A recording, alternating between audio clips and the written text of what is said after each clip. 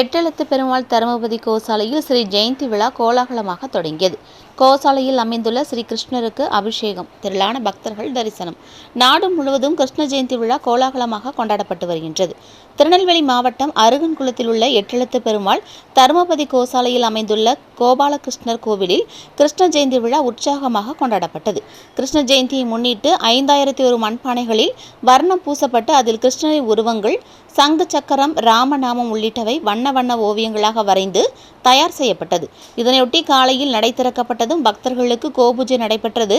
பின்னர் கோசாலையில் உள்ள கோபாலகிருஷ்ணருக்கு மாப்பொடி, மஞ்சள், வாசனை பொடி, பால், தயிர், பஞ்சாமிர்தம், தேன், இளநீர், சந்தனம் என 16 வகையான பொருட்களால் அபிஷேகங்கள் நடைபெற்றது.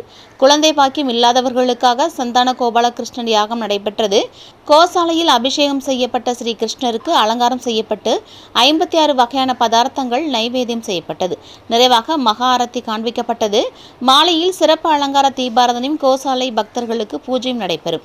வர்ணம் பூசப்பட்ட மண்பாதையில் கிருஷ்ணருக்கு பிடித்த இனிப்பு பதார்த்தங்கள், வெண்ணெய், நெய், முறுக்கு, அதிரசம், லட்டு, அல்வா, சீடை உள்ளிட்ட அனைத்து வகையான பண்டங்களும் வைக்கப்பட்டு சுவாமிக்கு நெய்வேத்தியம் செய்யப்படுகின்றது.